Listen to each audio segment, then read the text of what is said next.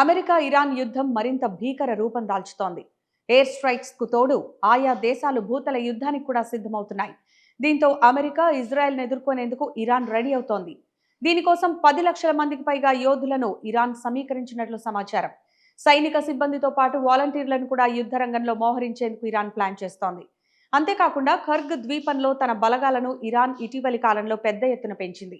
అదనపు బలగాలతో పాటు గగనతల రక్షణ వ్యవస్థలు, డిఫెన్స్ సిస్టమ్ను కూడా ద్వీపంలో ఏర్పాటు చేసింది. శత్రువులు దుస్సాహసానికి పాల్పడితే తమ సత్తా ఏంటో చూపిస్తామని ఇరాన్ వార్నింగ్ ఇచ్చింది.